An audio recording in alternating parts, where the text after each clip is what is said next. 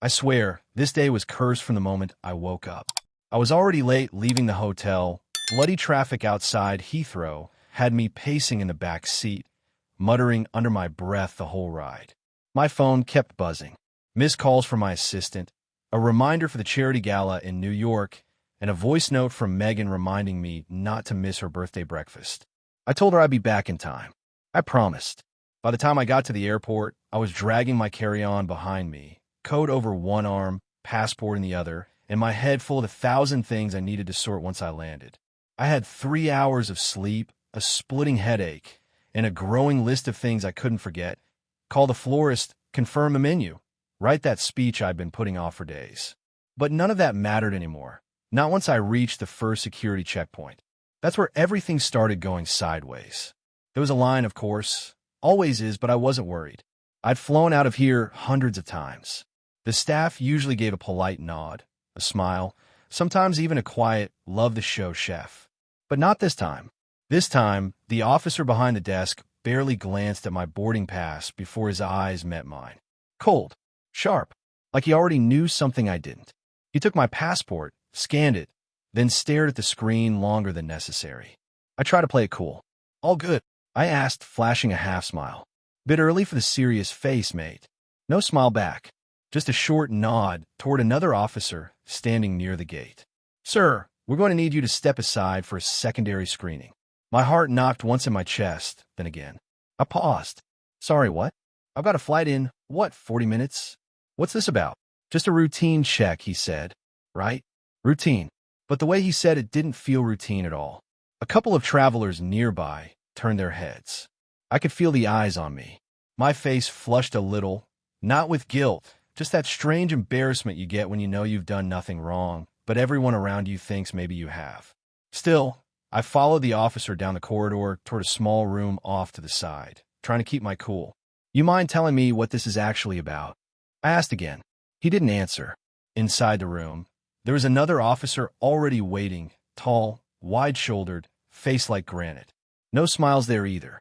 They asked me to place my carry-on on the table, along with my coat. I did, reluctantly. Is this really necessary? I muttered. Security protocols, the tall one said, snapping on a pair of gloves. Won't take long. They started going through everything. My laptop, my chargers, my toiletries, even the bloody socks I'd packed in a side pocket. I stood there, arms crossed, jaw tight.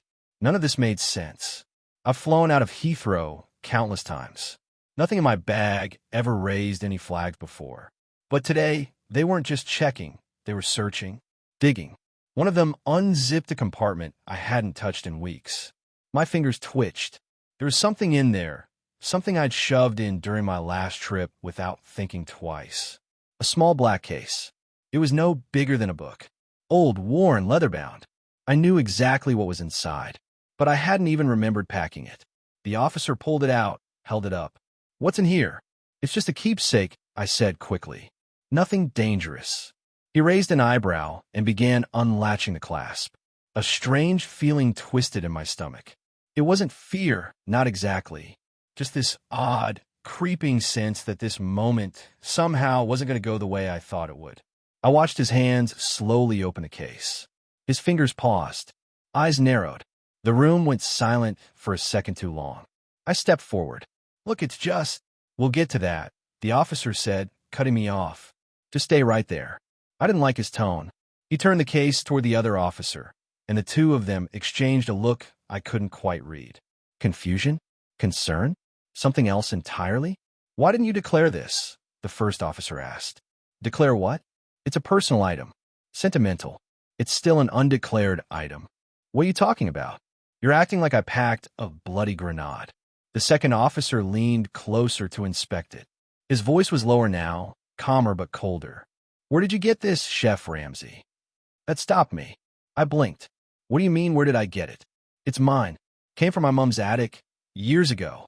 Family stuff. You sure about that? I didn't answer right away, because now I was starting to second guess it myself. Not what it was, but why it was even my bag. Why I hadn't taken it out before this trip. Why I hadn't thought about it in months. The officer closed the case, set it aside carefully, too carefully. Then he pulled out a phone, stepped out of the room. Something was off. I could feel it thick in the air now. I looked at the officer, still inside the room. He wasn't touching anything anymore, just standing there, arms folded, watching me like he was waiting for something to happen. My phone buzzed in my pocket. A text from my assistant. "Flight's boarding. You on your way?" I stared at the screen. No, I wasn't on my way. I was stuck in a gray room under a flickering light, with a suitcase that had suddenly turned into a problem I didn't understand. When the first officer came back in, he looked different somehow. Not nervous, just tenser. "We'll need to keep this item for further inspection," he said. I frowned. "Seriously? It's a knife. A bloody antique. Not even sharp. You're not clear to fly at this time, sir." I felt the words like a slap. "What do you mean I'm not cleared? You can't just decide that. It's not our decision anymore." That made my blood run cold. "Then whose decision is it?" The officer hesitated. "Airport security has flagged your bag for additional review. That item you're carrying, there are certain concerns." "Concerns?" "It's a bloody chef's knife. My father's." Silence again. "You'll need to wait here until we get confirmation from central processing. Might take a while."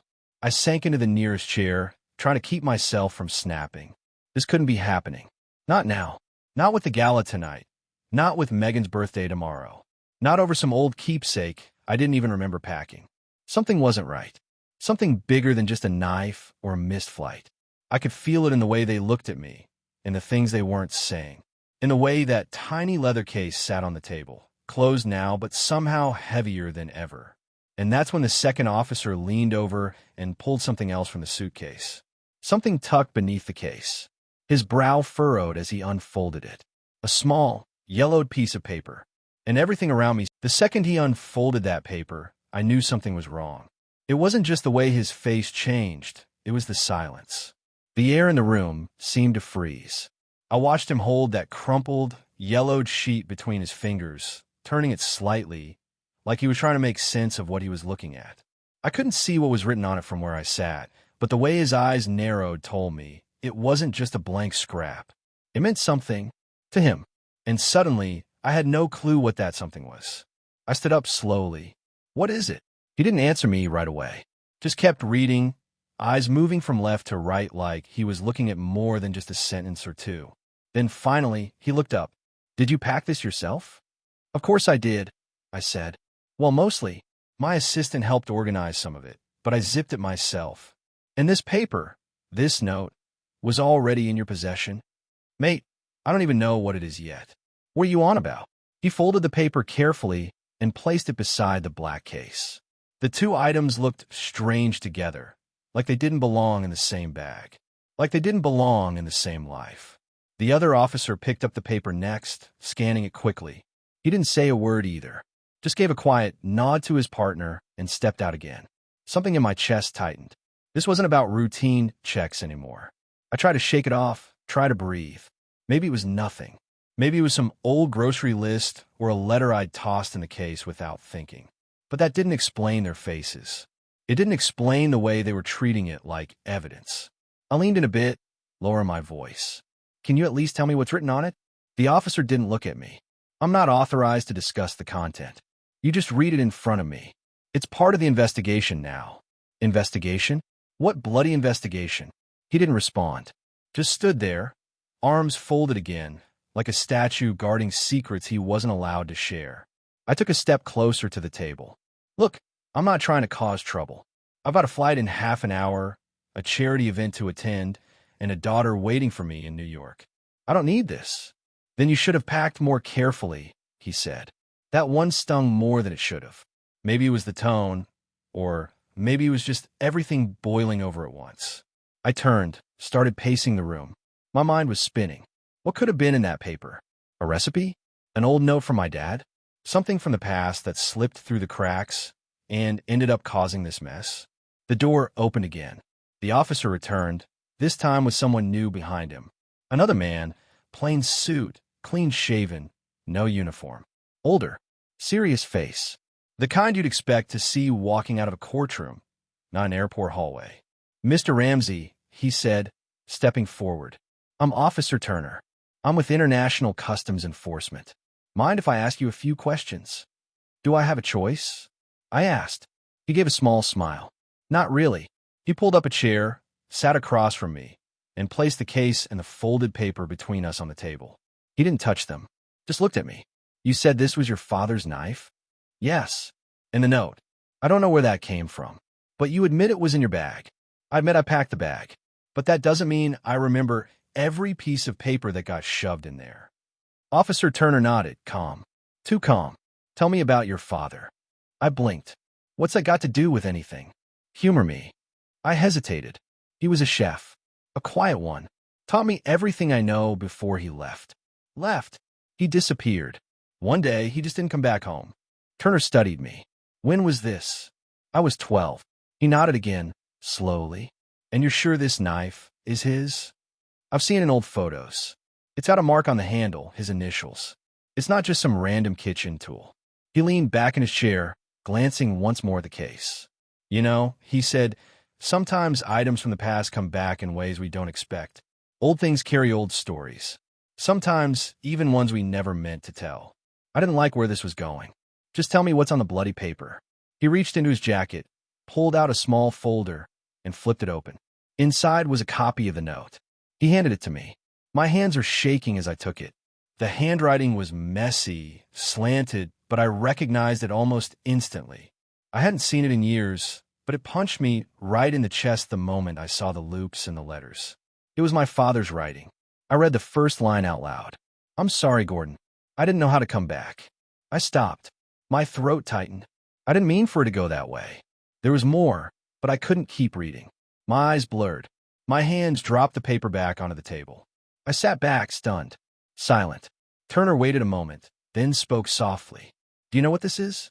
No, I said quietly. I've never seen this before. Someone slipped this into your bag, he said.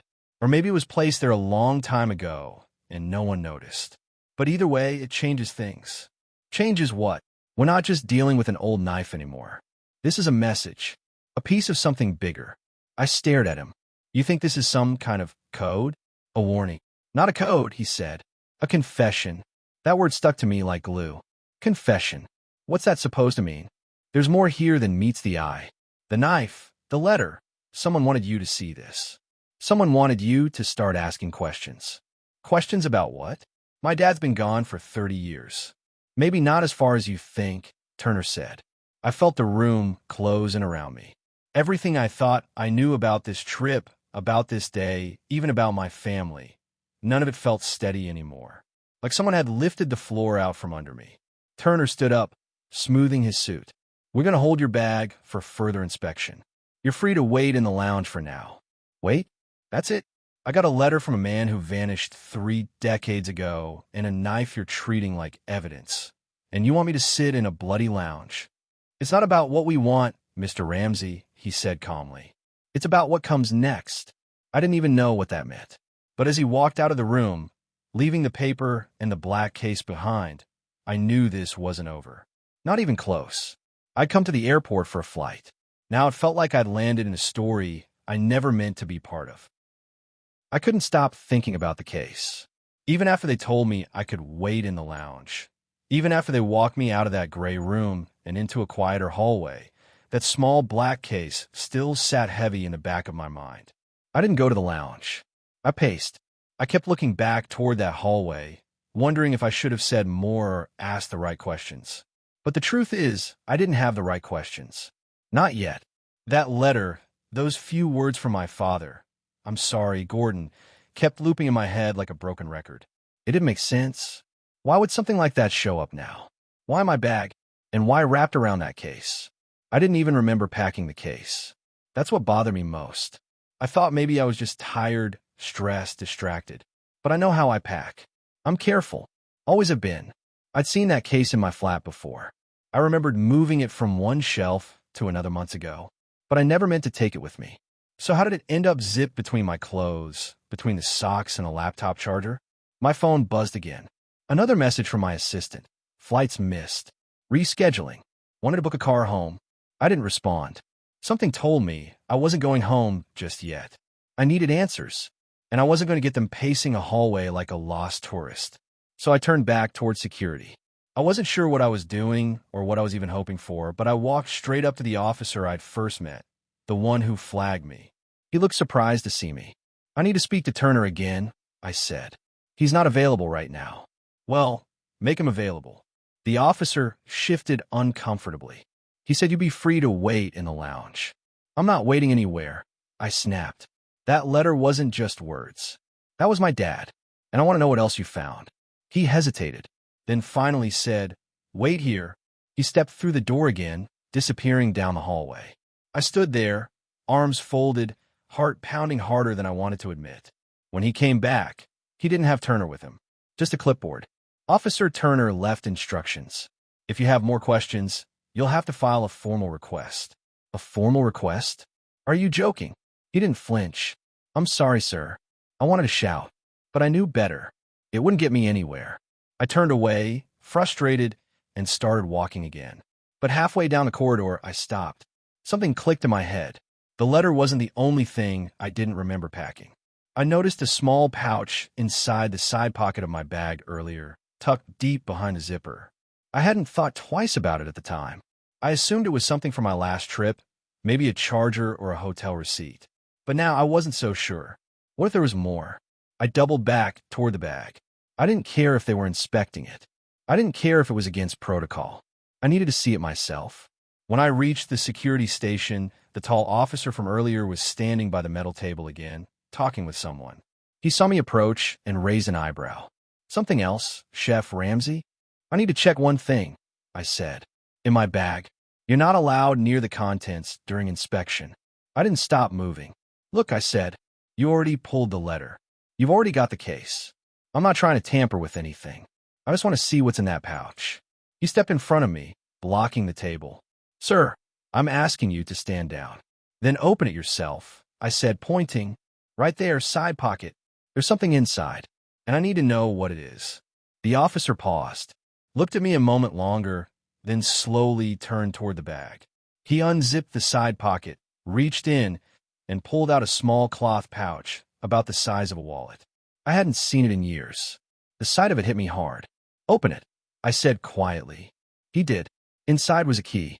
A simple metal key with a faded leather tag still attached to the ring.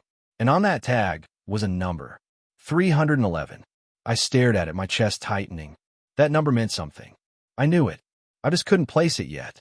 But I felt it in my gut, the way your mind grabs hold of something from the past, even before you remember why it matters. The officer held it up. "This yours too?" "I guess so," I muttered. "But I haven't seen that in years." "Do you know what opens?" "No, not exactly. But I had a feeling." And then another memory slipped into my head, so fast and sudden it made me dizzy. Room 311. I saw it clear as day. A hotel room door, dark wood, brass numbers on the frame. I was a kid, maybe 9 or 10. I remember standing in the hallway with my dad. He was fidgeting with a key just like that, telling me to wait outside while he grabbed something. It was the last time I saw him. That day, that hallway, that door. I hadn't thought about it in years. Maybe I blocked it out. Maybe it just got buried under life. But now it came rushing back, raw and sharp. "What hotel is this from?" the officer asked, inspecting the tag. "I don't know," I said, "but I'm going to find out." He raised an eyebrow. "You're not under investigation, but I'd advise against getting involved in something you don't fully understand." Too late for that. I turned and walked out without another word. I knew what I had to do now. I had to find room 311. I just didn't know what would be waiting for me inside. As I left the terminal, my phone buzzed again. Another message, but not from my assistant this time. It was from a number I didn't recognize. "You were never supposed to see that letter. Don't follow the key." I froze, and for the first time in years, I felt something I hadn't felt since I was a child. The message on my phone didn't make sense at first. It just sat there on the screen, plain and cold. "You were never supposed to see that letter. Don't follow the key." I read it again, and again. My thumb hovered over the screen like I wasn't sure if I should delete it or call someone. But who was I going to call? The police? They'd already treated me like I didn't belong in my own story. My assistant? She was good at handling bookings and phone calls. Not this. I didn't even know what this was yet. I looked around the airport terminal. People passed by me like nothing was happening. Just another Sunday, just another flight. But my world had changed in the space of a single letter and a metal key. I stood there longer than I should have, still staring at the message, half expecting another one to follow it. But nothing came. No name, no number. Just that one message dropped like a stone into still water. Something about it chilled me more than the letter itself. Because whoever sent it knew what was in the letter. That meant they'd seen it. Maybe even put it there. Maybe they were watching me now. I slipped the phone into my coat pocket and walked out of the terminal. There was only one place I could go. I didn't know where room 311 was. I didn't remember the name of the hotel, not even the street. But I remembered the feel of it. The hallway, the dusty carpet, the brass number on the door. Some part of me hoped that if I just started walking, I'd recognize something.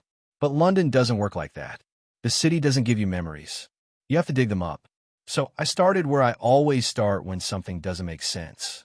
I went home. My flat was colder than usual. I left the lights off when I walked in, letting the dim gray from outside follow me through the hallway. I tossed my coat on the armchair and sat down on the edge of the couch, pulling the letter from my pocket.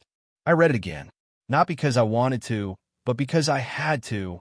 Every word felt heavier the second time. I'm sorry, Gordon. I didn't know how to come back. I didn't mean for it to go that way. Some things can't be fixed. Some things follow you. It wasn't just guilt. It sounded like a warning, like he'd done something that couldn't be undone. I flipped the paper over, hoping there'd be something on the back. A name, a date, a clue. Nothing. Just old paper and older ink. My mind ran in circles, chasing shadows. What had he done? Who was he running from? Or worse, what had he left behind? I stood up and walked to the shelf where I kept the old photo albums. I hadn't opened them in years. I pulled the thick one from the bottom and flipped through the pages. Birthdays, holidays, awkward school photos. Then finally, a picture that stopped me. Me and my dad. Outside a hotel. I squinted at the sign behind us. Most of the letters were cut off, but one word was clear. Telford. That was it. The Telford Arms Hotel. I didn't even remember taking the photo, but I remember the name now. I grabbed my phone and searched it. It still existed. Telford Arms Hotel. Small, tucked in the East End, nothing fancy. Probably hadn't changed much. I didn't think twice. I left. The cab ride felt longer than it was. Every turn made my stomach twist. My thoughts kept going back to the message. You were never supposed to see that letter. Who would say something like that unless they were hiding something? Unless that letter was just the beginning? When I stepped out in front of the hotel, the memory hit me full force. The stone walls, the crooked sign, the chipped window frames. It all looked exactly how I remembered. Maybe a little more tired. But time does that to buildings. I walked through the front door. The lobby smelled like old wood and dust. The carpet was the same pattern I remembered from when I was a kid, dark red with gold vines. There was a man behind the desk, reading a newspaper. He looked up when I walked in. "Can I help you?" "I need to see room 311, I said. He frowned. "You have a reservation?" "No, I'm looking for someone." "Then I'm afraid I can't." I reached into my coat and pulled out the key. I held it up. He looked at it, then looked at me. "I haven't seen one of those in years," he said quietly. "So the room's still here?" He nodded slowly. "Top floor. End of the hall. But no one stayed in that room in a long time." "Why not?" He hesitated. "Some say it's bad luck." "Bad luck?" I almost laughed. "It's just a room." He didn't smile. I didn't wait for his permission. I walked past him and took the stairs. As I climbed, the air grew heavier. Not just the dust or the stale smell of old halls. It was something else. Something harder to name. Something I felt more than smelled or heard. The third floor was quiet. My footsteps echoed louder than they should have. I walked down the hall until I saw the number. 311. Same brass numbers. Same with grain door. I held the key in my hand, turning it slowly, feeling the cool metal press into my skin. Then I unlocked the door and stepped inside. The room hadn't changed. The curtains were shut, dust floating in the air where a crack of light cut through. The bed was made, but the sheets looked old. The wallpaper had started to peel at the edges. But everything was exactly how I remembered it. And then I saw it. A second letter. It was resting on the bedside table, as if someone had just placed it there and walked away. I froze. I hadn't told anyone I was coming. No one could have followed me. So how was this here? I walked over and picked it up. The envelope was blank. No name, no address. I opened it. Same handwriting. But this time, the words were shorter, sharper. If you're reading this, then it's already too late. They'll come for it. The key, the letter, the case. Don't trust the man in the gray suit. I dropped the paper. My hands were shaking. I turned around, suddenly aware of how quiet it was. I walked to the window and pulled the curtain aside. The street below looked empty. Too empty. I grabbed my phone and checked the screen. Another message. Too late. That was it. Just those 2 words. I backed away from the window. My heart was racing now. Something was happening. Something I didn't understand. But I knew one thing for sure. The letter that started all of this wasn't a memory. It was a warning. And now, someone wanted to make sure the name didn't belong there. That was the first thing I felt when I read it. Like someone had slipped it into the wrong story, into the middle of my life without warning. I sat on the edge of the bed in room 311, holding the second letter in my hand. My heart was still thudding in my chest from that message. Too late, and my mind was running wild with questions I couldn't answer. But this letter was different from the first one. It wasn't just about fear or guilt. It wasn't just cryptic warnings about gray suits and keys. It had something worse. It had a name, and it was someone I hadn't heard in over 20 years. Anthony Blake. As soon as I saw it written in that familiar, shaky handwriting, I felt a cold drop of dread run down my spine. That name hadn't come across my path since I was a teenager. I hadn't spoken it, hadn't thought about it, hadn't dared to. He wasn't a family friend.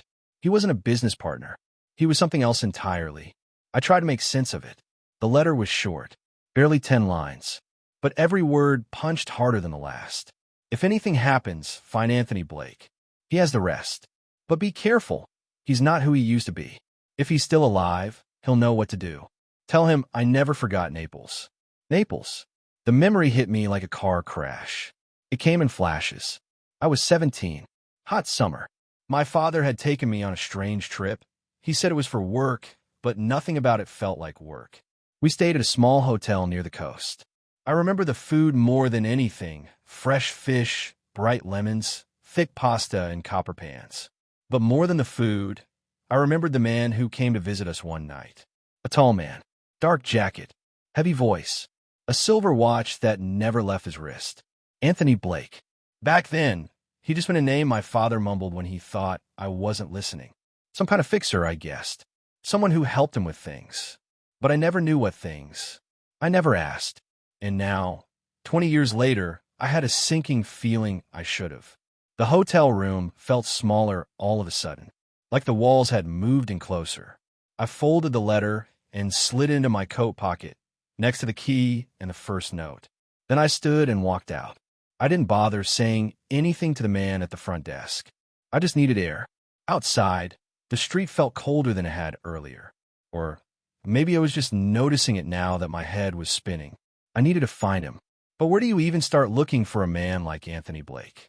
He wasn't someone you found in a phone book. He wasn't someone who left breadcrumbs online. He was a shadow from the past, a name that disappeared when it was no longer needed. I went home again. I couldn't think of anything else to do. Maybe if I looked through some of my dad's old papers, if I even had any left, I could find a hint, a phone number and notes scribbled somewhere. Something. When I stepped into my flat, something was off. It wasn't the lights. It wasn't the air. It was something deeper than that. A feeling. A presence. I walked in slowly, eyes scanning the room. Nothing looked touched, but it was too quiet. The kind of quiet that only comes after someone else has left. I went straight to the drawer where I kept old boxes, documents, family things. It was half open. Someone had been here. I yanked it open fully and started pulling out files. Papers were moved around.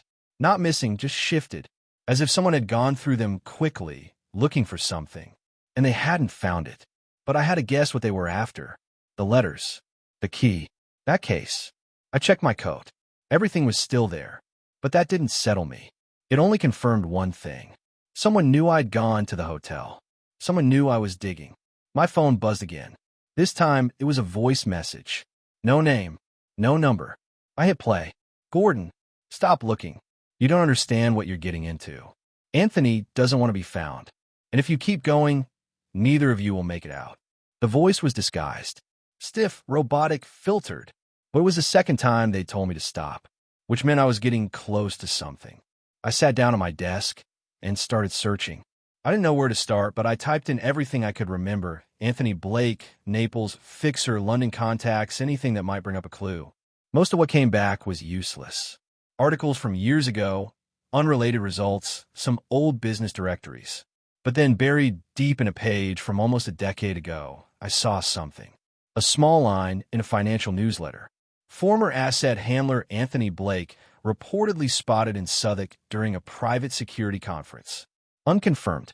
It wasn't much, but it was something. I kept digging. Traced the article back to an old archive blog. The writer had mentioned a name. Ellis Rourke. Supposedly a retired intelligence analyst who now gave paid lectures to private firms. He'd mentioned Blake in passing once in an interview. That was my thread. I emailed Rourke. Didn't give my name. Just said I needed to ask about Blake. I didn't expect a reply, but I got one within 10 minutes. A single line. Meet me in person. No phones. Tomorrow. 2 p.m. Hyde Park, North Fountain. I stared at it. Could have been a trap. Could have been nothing. But I didn't have a better lead. The next day, I went. I didn't bring my phone. I didn't tell anyone. I waited by the fountain for 20 minutes before a man in a gray coat walked up and stood beside me. Rourke? I asked. He nodded. Didn't look at me. Just kept facing the water. You want to know about Blake? He said. I need to find him. You don't find Blake. He finds you if he wants to.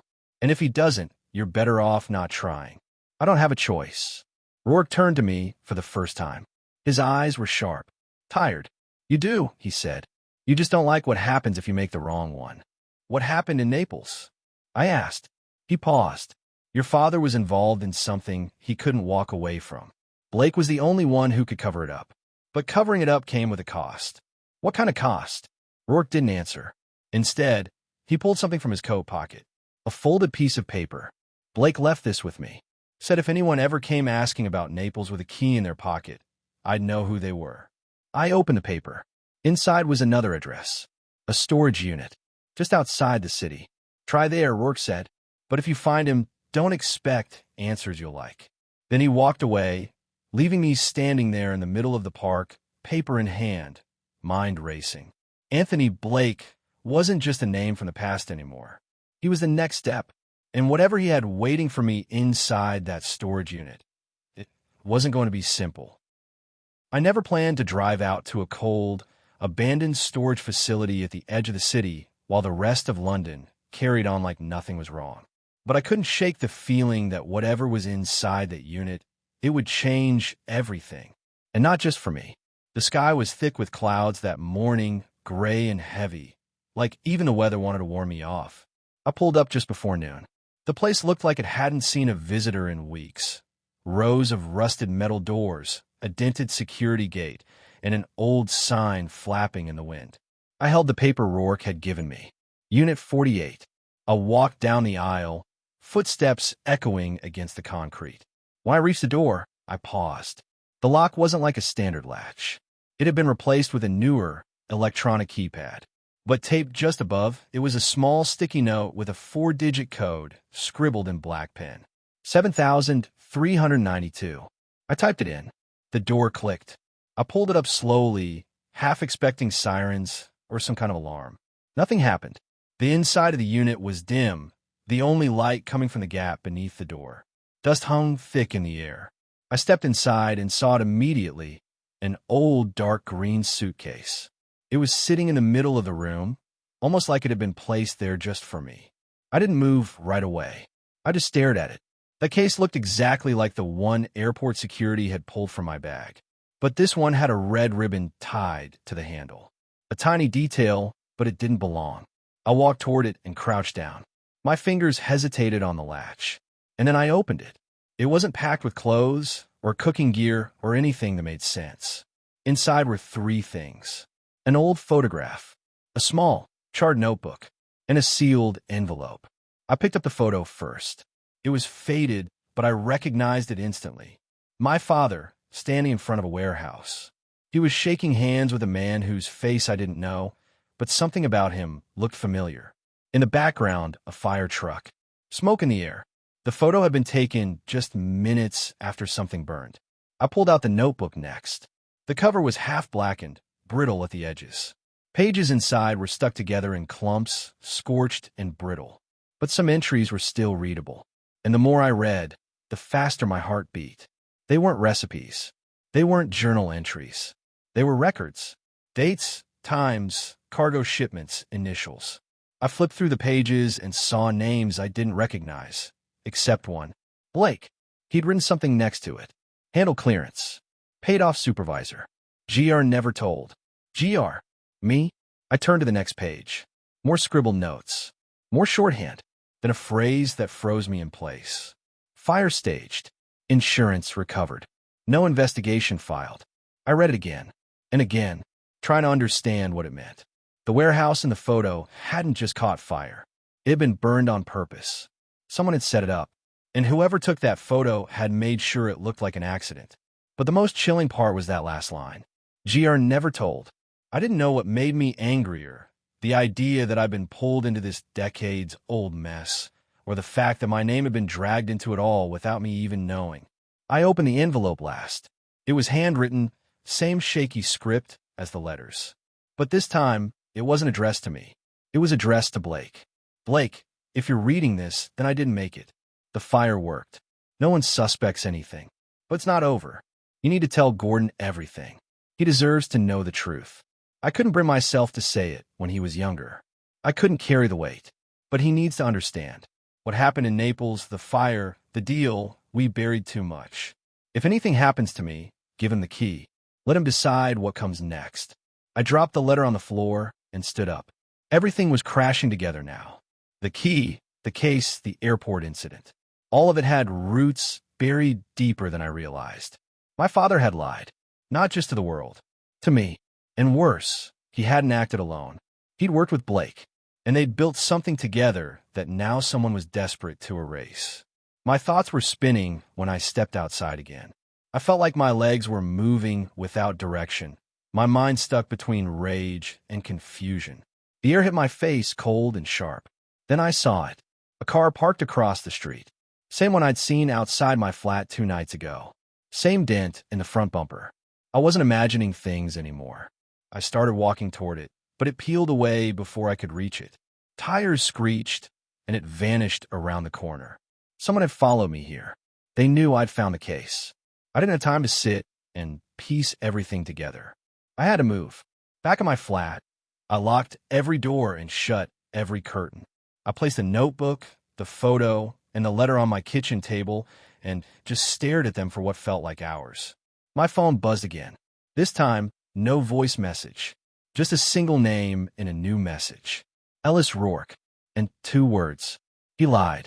My stomach dropped. Had Rourke sent me into a trap? Or was someone else trying to twist the story again? I didn't know who to trust anymore. All I knew was that someone wanted this buried, and someone else was trying to dig it back up, and I was caught in the middle. I thought about the letter to Blake again. Let him decide what comes next. But what did that mean? Decide what? Then I saw something I hadn't noticed earlier. The corner of the notebook had another page hidden beneath the back cover. I peeled it back carefully and saw one last note scribbled in red ink.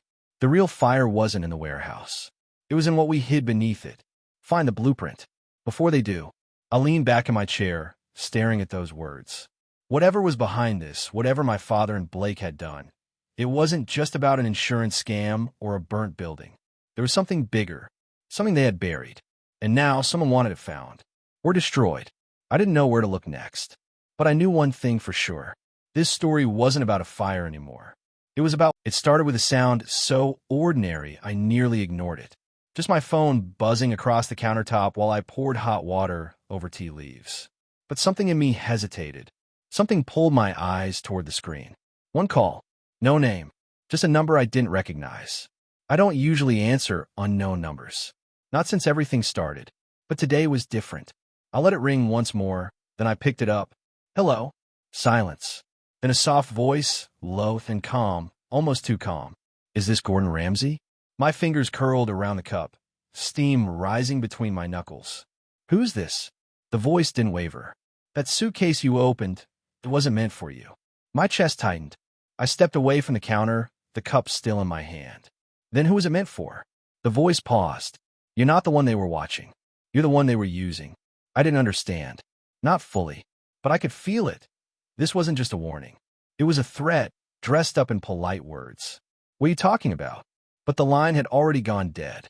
I stared at the screen. No message. No number to trace. Just that eerie quiet you feel after thunder. I set the cup down, no longer wanting it. I walked to the table and looked at the notebook again. The burned one from the storage unit. I'd read those pages a dozen times, but I still hadn't figured out what they meant by blueprint. There wasn't a map, no diagrams, just scattered names and codes. But now something clicked. The words in red ink. The real fire wasn't in the warehouse. It was in what we hid beneath it. Not what we destroyed. What we hid. And if the suitcase wasn't meant for me, then who the hell had they really been trying to reach? I opened the drawer beside me and pulled out the business card Ellis Rourke had given me at the airport. I hadn't tried calling him since the day he slipped me that key. I dialed his number. Nothing. Voicemail. So I left a message. Short. Just enough. "Rourke, it's Gordon. I need answers. Today." I hung up and paced the kitchen. Every corner of my flat felt smaller now. Like something was closing in. The notebook. The photo. The letter. They all pointed to something hidden. Something bigger. But then, for the first time since this started, I began to question the one person I hadn't doubted. Blake. He kept quiet when security tore through my bags. He'd said the name on the letter didn't ring a bell. But he knew my father. He was there the day the fire happened. And now, the letter said he had a key. Another key? I picked up my phone again and dialed Blake's number. He answered quickly, too quickly. "Gordon, you all right?" I didn't answer him right away. I just asked straight. "Did you know about the second suitcase?" There was a pause. A long one. "Where did you hear that?" "So it was true. You were supposed to get it, weren't you?" Another silence. "Listen, Gordon, things happened a long time ago. Your father and I. There were deals, people we didn't understand. You weren't supposed to be in the middle of this." I could feel heat rising in my face. Every word felt like a lie wrapped in half-truths. Then why's my name in that notebook? Why was I dragged into this at all? Blake's voice softened, almost like he was pleading. "Because your father trusted you. More than he trusted me in the end." I didn't want to hear any more. I hung up. But now I knew for sure there had been a second suitcase. One Blake was supposed to find. And mine? It was planted. Switched. Or worse, used to bait me. I didn't know who had done it. But I was sure of one thing now. Someone needed me to chase these breadcrumbs. Someone needed me right where I was. I looked over at the envelope again. Something about it had bothered me since the start. The handwriting. It wasn't the same as the other letters. It was shakier, less controlled. I pulled it closer, and then I noticed it. A faint outline beneath the address line. Something had been erased. Gently, carefully, I held it under the kitchen light. A second name had been written first, then removed. Blake Rourke. Not two names. One person. I stared hard. Blake. Rourke. No, that couldn't be right. But the more I thought about it, the more it made sense. They were never in the same place. One was always absent when the other was around. Even at the airport, when Blake said he needed to make a call, Rourke showed up not long after. Could it really be possible? Had I been speaking to the same man the whole time? And if so, which one was real? My phone rang again. I almost didn't answer, but something told me this one was different. It was a private number again. I picked up. "Gordon, you need to get out. Now." Same calm voice from earlier. "Who is this?" They didn't answer that. "They're coming. You've seen too much." "Wait, who's coming?" "You were just a fire alarm, Gordon." The smoke's still spreading. Then the line cut out again. I didn't hesitate this time. I grabbed the suitcase, the notebook, everything, and shoved it all in my duffel bag. I ran to the door and paused only long enough to look through the peephole. Nothing. I stepped into the hallway, heart pounding, and headed toward the lift. It was too quiet, too still. I made it outside, down the fire escape just in case. And when I turned the corner onto the main street, I saw them. Two men. Suits. No expressions. Walking slowly toward my building. I didn't wait to see what they wanted. I ducked into a black cab and told the driver to head to the old kitchen studio I hadn't used in months. It was out of the way, no cameras, no traffic. I needed space to think, to figure out what came next. Inside the studio, I bolted the door and sat on the floor with the suitcase again. I pulled out everything once more, hoping I'd miss something, some clue, some message I hadn't noticed. And then I saw it, taped under the flap of the suitcase. A tiny USB drive, almost invisible against the lining. I plugged it into my laptop. A single file popped up. Blueprint_final.dxf. Blueprint. I opened it. It wasn't a building. It was a layout of a vault. Coordinates. Floor plans. Reinforced walls. Keypad codes. And there was again. Name at the top corner. Project Thornbridge. Confidential. I'd never heard of it. But I knew what I was looking at now. This wasn't just paperwork. It was access to something valuable. Maybe dangerous. Whatever my father had hidden all those years ago, this was the key to it. And now someone else wanted it back. My phone buzzed again. This time just one text. If you open that vault, you won't walk out. I stared at the screen, heart racing. But I wasn't going to stop now. The fire wasn't the end of the story. It was just the match. It was strange how quiet everything felt. The kind of quiet that isn't peaceful, but heavy, like the air before a thunderstorm. I sat on the cold floor of that old kitchen studio, the USB drive still plugged into my laptop, the blueprint glowing on the screen. I should have felt relief after finding it, but all I felt was more questions crawling under my skin. I couldn't shake the feeling that something was still missing, something I wasn't seeing clearly. The vault was real, the layout was real, and whoever sent that last message, if you open that vault, you won't walk out, meant every word. I looked at my reflection in the screen. My eyes didn't look like mine anymore. They looked tired, worn down. I hadn't slept properly in days. I rubbed my temples and forced myself to think. Why me? Why this suitcase? Why now? The voice on the phone said I was just the fire alarm, that the smoke was still spreading. But what kind of smoke spreads without flames? I opened the notebook again, flipping back to the first few pages. Most of it still didn't make sense. But one name popped up again and again, buried in notes and side scribbles. Theodore Crane. I hadn't heard that name before, but it was written at least 5 times in different spots, usually next to strange codes or arrows. Once next to a phrase that sent a shiver down my back. He knows where the knives are buried. I didn't even realize I was holding my breath. Who was Theodore Crane? And what did he have to do with my father? I had no answers, so I did what I hadn't dared to do earlier. I searched the name online. Nothing came up at first, just basic listings. A few old articles about a former executive chef who had disappeared 10 years ago from a private resort in Sweden. No photos, no family listed, just a short paragraph. Theodore Crane, once dubbed the man behind the knife, left the culinary world under mysterious circumstances following a fire at a private estate kitchen in Kent. The fire. I read that line again and again. Kent. That's where my father died. I felt my mouth go dry. I typed faster now, digging deeper. There were no records connecting Crane to my father. No joint businesses, no photos, nothing. But there were whispers in forums, bits of broken conversations. A few said Crane had worked on something called Project Thornbridge. Others claimed he was more than a chef. He was a fixer, a man people called when something needed to disappear quietly. Not just food. Evidence. Secrets. People. I shut the laptop and stood up. If this man was alive, he had answers I needed. But if he wasn't, then someone else had picked up where he left off. That night, I couldn't sleep again. Every sound outside the studio made me flinch. I kept seeing the blueprint in my mind, those words etched in the corner. Project Thornbridge. I had to find a vault. The next morning, I booked a train out of London.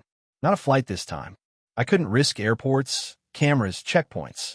I carried the suitcase and laptop with me, tightly zipped inside a worn duffel bag. I wore a cap low over my face and kept to myself. The vault's coordinates led to an old estate north of Surrey, hidden deep past a trail that looked untouched in years. The kind of place people forget existed. The building was falling apart, vines crawling up cracked stone walls, broken windows covered with wooden boards. But when I stepped inside, it wasn't ruin I found. It was silence. Too clean, too untouched, almost like it had been waiting. I followed the layout in the blueprint step by step. Room after room matched exactly. Right turn, left hallway, past the cellar door. And then I found it. A wall that didn't belong. Smooth, with no dust, no cracks. Just a keypad. hidden behind an old wine rack that slid aside like it was never meant to be found. I stared at the numbers. For digits. Then I remembered the notebook. A page torn halfway, with the numbers 1-9-6-3 written in red ink. My father's birth year. I typed it in. The wall shifted. Behind it, a door. Heavy steel. And behind that, darkness. I stepped inside. The room was small, cold, lined with locked drawers, metal shelves, and a single table in the center. On it, a single box. Black, with a nameplate. Theodore Crane. I opened it. Inside were files. Photos. Notes. Most too damaged to read clearly. But one document stood out, clean, preserved in plastic. It was a contract, signed by Crane and my father. Above the signatures, joint ownership agreement, Project Thornbridge. My knees buckled a bit. My father hadn't just known Crane. He worked with him. The next page made me stop breathing. Crane wasn't just a chef. He had been part of a secret syndicate, a network of chefs and fixers who moved across Europe under the cover of luxury dining, delivering information, smuggling items, hiding secrets in plain sight. Food wasn't just food. It was a message, a cover, a weapon. My father had been part of it. And worse, he left it. He walked away, but not before hiding the vault's location and cutting ties with everyone involved, including Crane. I understood now why the fire had happened, and why someone had been watching me ever since I touched that suitcase. I was the only loose thread left. I grabbed every file I could carry and turned to leave. But as I stepped out of the vault, I heard footsteps. Slow, calm, then a voice. I thought you'd never find it. I froze. A tall man stood in the doorway. Gray hair, sharp eyes. No expression. It was him, Theodore Crane. I didn't speak. I didn't move. He looked older, thinner, but not weak. He carried no weapon, just silence and power in the way he stared.